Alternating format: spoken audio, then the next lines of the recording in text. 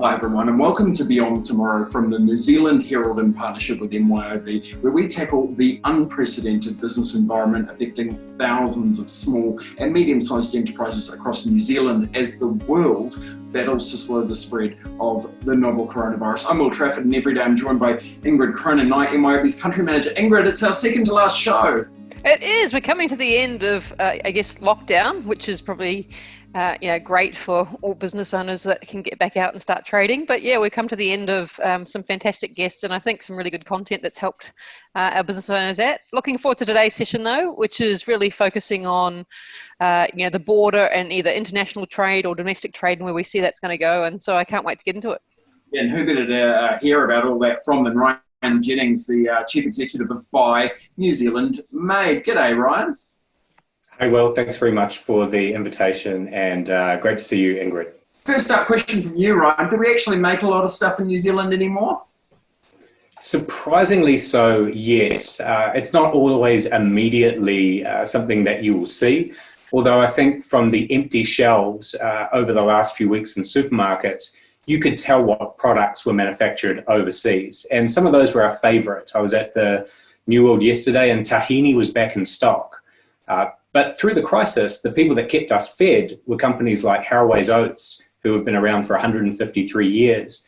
Their revenue is up 50% year on year. So when it comes to it, when it comes to the essential services, New Zealand manufacturing has actually seen us through the last almost 4 weeks. Yeah, Ingrid, Ryan's an ideal guest because, as you said, we're sort of talking about exporters and reading the tea leaves about what the market might look like in the coming months.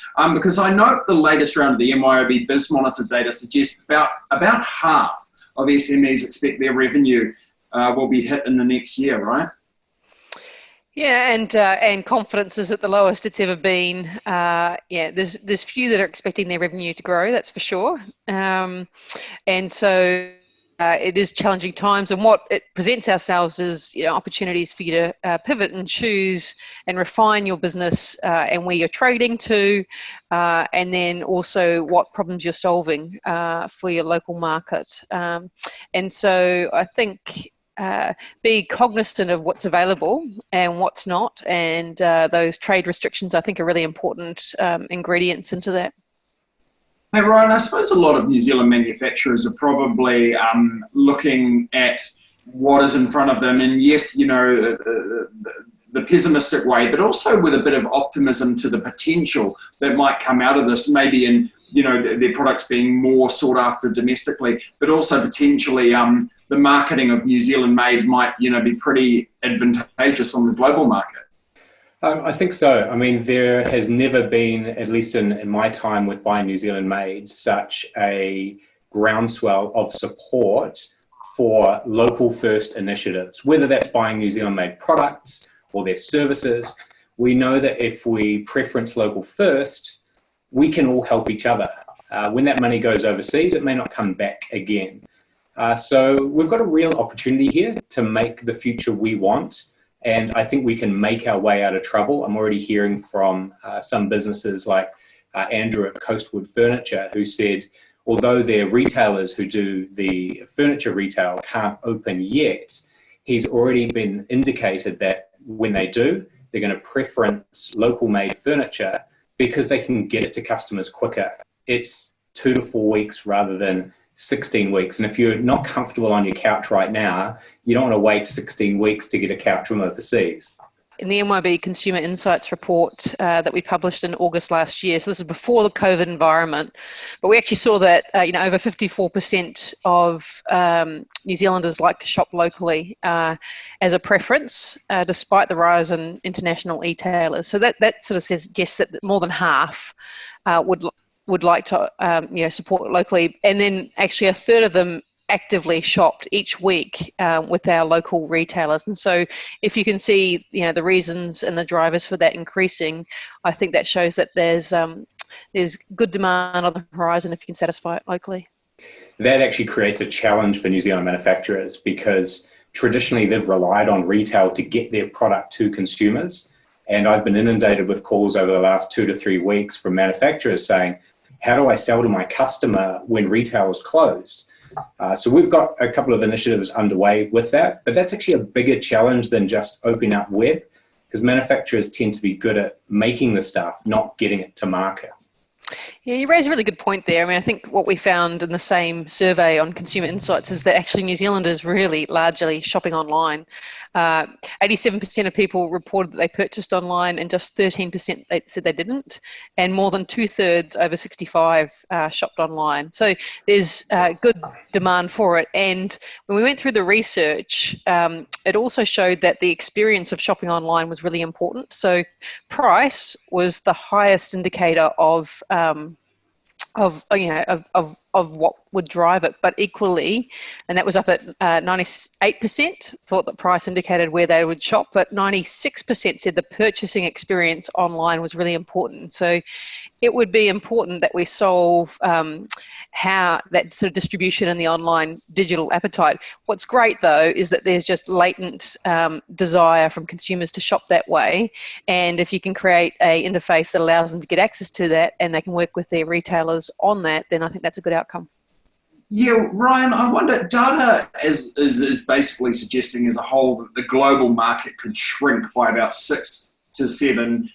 China's a great example in that they obviously acquire about 1/3 of our dairy. 40% of our meat goes to China as well. I'm wondering, for those businesses that are potentially in a similar situation where so much of their product is going overseas, what can they learn from successful NZ-made businesses about selling into the domestic market?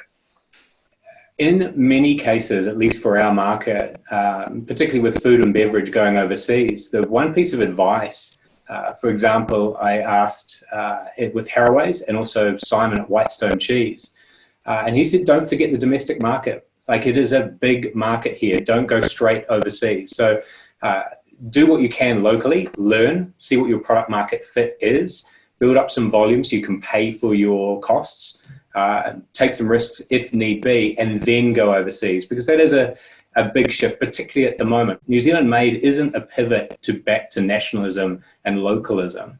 It is a way that we can differentiate ourselves in the international market while also looking after what we've got at home. I mean, I think everyone should have affordable food, have affordable housing and affordable electricity. And the way you do all those three is you make your way there. So this is a manufacturing revolution for New Zealand. I think for New Zealand exports, as you look at the border, which we know was shut near enough around the 19th of March, then it's really important that we can still send freight, and particularly if you are doing digital trade and you need to, or perishable items, you've got to make sure that you get them there timely. So it's absolutely vital that we need Air New Zealand to keep on supplying the freight interactions. But those border restrictions, I think what you might start seeing is some trade bubbles. I think there's been a bit of noise around that where, if Australia's on the same trajectory as we are in relation to COVID-19, then, we may start to open up the borders between Australia and New Zealand, a bit more flexibly if they can negotiate that, which I know is on the cards at the moment.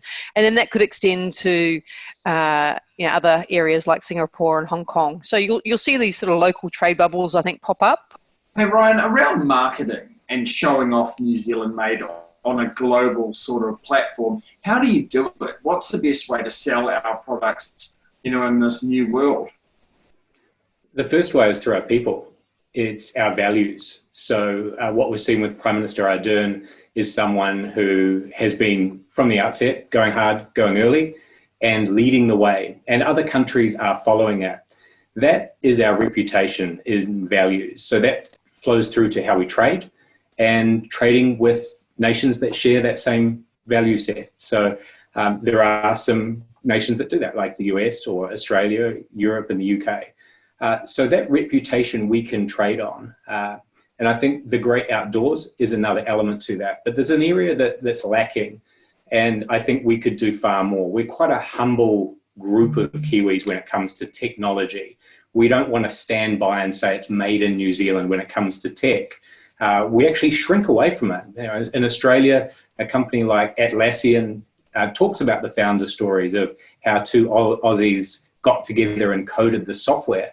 I think there's an opportunity coming through this for what is our third biggest export earner, technology, to actually become interwoven with our reputation as more than number 8 wire, but people that can export technology and lead the world in it for particular industries such as agriculture. Some of the best technology companies we know have come out of the GFC for New Zealand, and so this is just another opportunity right now with this international economic environment that we can actually, innovate and send that out as well. There's a couple of examples on that. Medica Group is one of them. They're hiring 27 staff right now. They've got private equity. They have decided not to shrink. And what an opportunity, because they need customer service people and developers. So if you're in hospitality or tourism looking for a job, you should be giving these guys a call. Another one is Fingermark Global that does drive-through eye camera sensing. Another one is Florence Health that does contactless health solutions, kiosks for doctors. These are all New Zealand tech solutions, but we don't hear about them. And I think we should be prouder on the tech side, because it is a way of getting GDP in without the physical transfer of goods over borders. Brian, what do we want to see from the government to help New Zealand manufacturers here? Because obviously we have a very outward-looking government by nature. We're a small country, we have a low population, we tend to do a lot in agriculture, for example, so we never really want to be seen as being protectionist. But at the same time, in these environments, we sort of understand that you need to assist businesses that are internationally competitive, but also locally essential. So milk on the international scale and Air New Zealand, but I suppose in terms of, as an essential service. What can government do without scaring off our trade partners to help local manufacturing? Two things. First, you've heard Minister Robertson talk about growing New Zealand manufacturing. We've got a gap in tourism. We've got a gap in education earnings. We need to plug that somehow, and manufacturing is a way of doing that, both goods and technology services. The second way is keep open trade. So make sure that we have great free trade deals. There's work that the NZ-US Council is doing on food, trade, security, data with the US to make it easy to get through red tape if you want to do big government contracts in the US. So the more government can work with overseas governments to remove that red tape, the easier it is for businesses to trade between borders. Ryan, I wonder, would you say that the government has historically done enough to support NZ Made, given what we talked about before, the fact that it's natural for small countries to be very outward looking? So we're quite unique with Buy New Zealand Made as a company. We're privately funded by the businesses, and we have been since 1988. So the government doesn't give this organisation funding. We exist for the licence holders. So if you apply as a business and you're approved because your manufacturing is in New Zealand, then you get a vote. You get a vote alongside other manufacturers to decide how you want to shift this. I think where the government could be smart is some of the work Minister Farfoy is doing in the media landscape to make sure that we have a local alternative. You would have seen they've released about $18 million of New Zealand on-air contributions that the media won't have to pay now. I think there's an opportunity for that platform to go further and actually showcase what New Zealanders are making. On our YouTube channel, .com/BuyNZMade, there's over 150 videos there where you can see inside those big white industrial zones and see what Kiwis are making. 1 in 10 Kiwis are employed in manufacturing. So every 10 people you meet, it's most likely that 1 will work in manufacturing. Yeah, and I think with some of the automation evolution, which takes out some of the costs of wage and salary, it allows you to redeploy those people to higher value roles, things that aren't so menial in terms of labor, but are actually higher value to offer different products and services for your customers. Well, we're certainly seeing the agri-tech, like the innovation there, go off. I tell you, we were just talking about Buy New Zealand Made, and one thing I know that is near and dear is something like protecting food labeling and the brand that's associated with it. So if you think about Manuka honey and protecting that, that's something that's near and dear to us. You got any tips for people around how to protect or enhance the goods that they do to make sure that it leverages those brands? Yeah, so if you're a new company, you're not trusted because no one's heard of your brand. So what it's best to do is associate with known brands, whether they're bigger, is a good piece of advice in terms of collaboration. Also, by putting a New Zealand made logo on your product. So, here's one global cuisine, on the front that it's New Zealand made. It's easy. Something that's more high end, and this is particularly valuable in China, this Manuka honey cream. On the back, you've got New Zealand made. So it's got the country of origin labeling on it, and that's a trust signal that someone external to the company has had a look at an organization and said, yes, they manufacture in New Zealand. Yes, this is a real company that is working. It's got a company directors, and they're actually making products here. So that can help give consumers some level of assurity when they're buying, whether they're domestic or international. So with the New Zealand made lens on it, what are you hearing from the people you're talking about these trade borders being closed and the restrictions imposed and what it's doing to their businesses? It's tough because they've had to look at, well, what can we survive with? And that's really number one at the moment, is how do we survive? So they're not looking long term. They're looking at what is the cost structure? How do we keep our people when we come out of this? In terms of when can we get trading? Where can money come in? We've done some work with now over 300 of them to list them on shopkiwi.online, which will help them turn inventory into cash. Because Kiwis can buy, they're open right now. Those 300 stores, you can buy products you've been missing over the last 3 weeks, and then come Tuesday at 12:01 a.m., they'll start dispatching. So next week, bubbles are going to get a little bit more enjoyable for people. I'm certainly looking forward to that. The one piece of advice I'd give, and this is for whoever's been making your bubble life, that person that's been cooking, that person that's been helping the kids get on, that person that's been reading and educating, go to that site, shopkiwi.online, and buy a gift for someone. Hey, Ingrid, I was going to wonder, sometimes in the media we have a tendency to perhaps not overanalyze or sensationalize, but really look at an issue to find the next narrative. And I wonder what your thoughts are as a director and as someone who is really clued in about all of these narratives running at the moment saying the world has changed forever. Globalization, that's going to slow down. You've got Boris in number 10, and you've got Trump, obviously, in the White House. Is from a businesswoman perspective, as well as in your role, is that your perspective, that you think the world will change in that way? And potentially with the Buy NZ Made thing, are we going to be more attractive than ever if we are, one of these COVID-free nations, and if we are doing what we do best, clean, green, and manufacturing in the right way, this kind of thing? Hey, that's a great question, Will. I think when you started that question was, one around the narrative. And I thought when we went into lockdown, the most important thing was we regulated our response. And the more, positive you could be about it, that has personal health benefits for you. And it's really bloody challenging. Like, it's so challenging when you look at the outlook of cash flow and it not being there. But if you can find a way to get through this cash flow, and that's where I'm really supportive of seeing if we can get some good working capital financing just for small businesses to trade their way out of this. They don't need necessarily huge amounts of cash like the $500,000 that's on the business loan guarantees. What they need is 10 or 20K, and if they can get that, they can open the doors and start trading through this. But I think the opportunities are there, and so when I look out at the projection, given that this year it's projected that we're going to really contract as an economy, but next year, off the back of that contraction, we'll see it expanding again.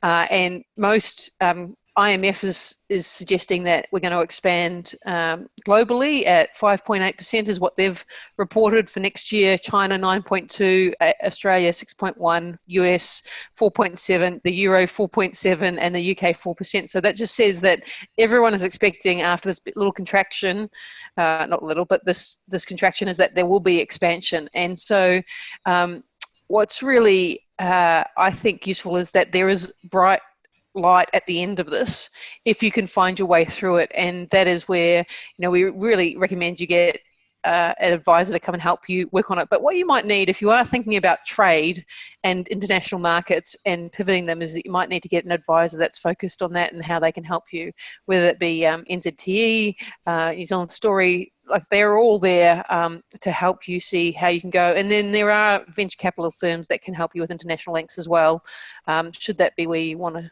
go to. Hey Ryan, I wonder, tell me what Buy NZ made businesses are doing really well at the moment. And if you can't tell me that, give me some categories. Where do we look at and go, maybe I've got an opportunity to pivot my business, even if it's for a short-term period, while we get through all of these border controls and all these issues?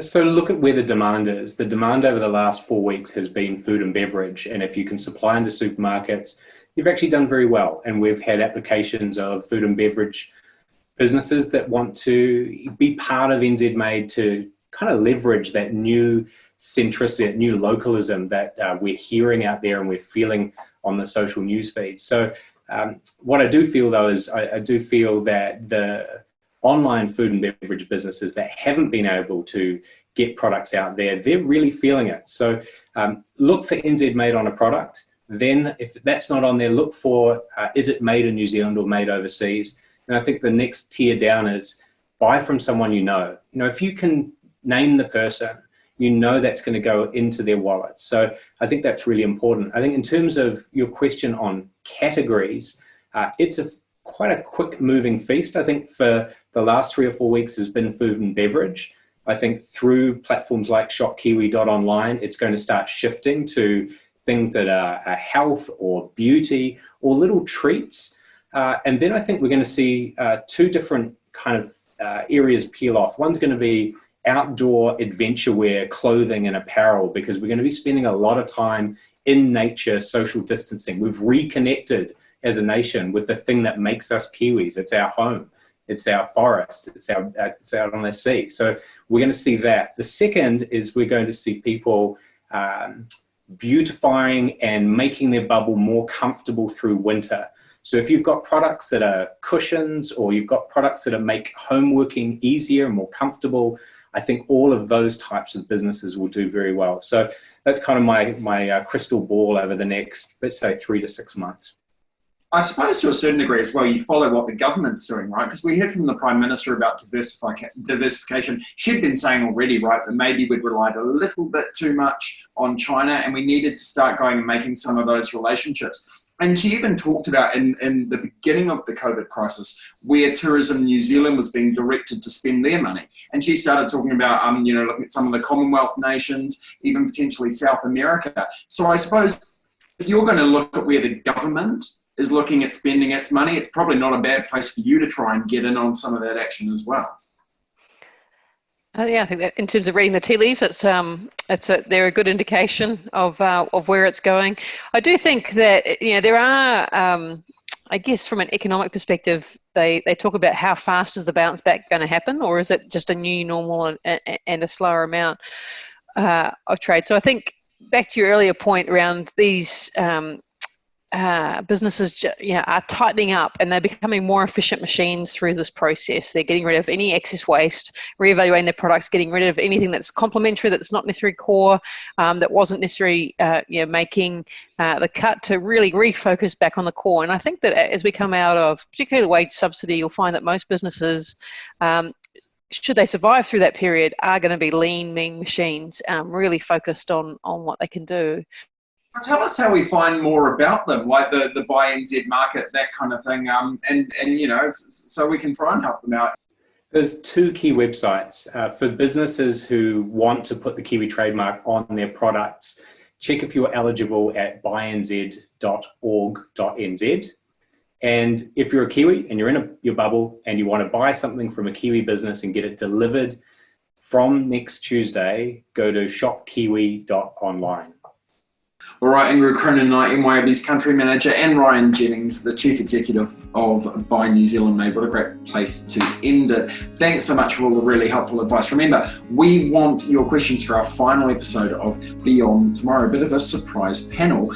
Email them through to video@nzherald.co.nz. Until next time, I'm Will Trafford. Bye for now.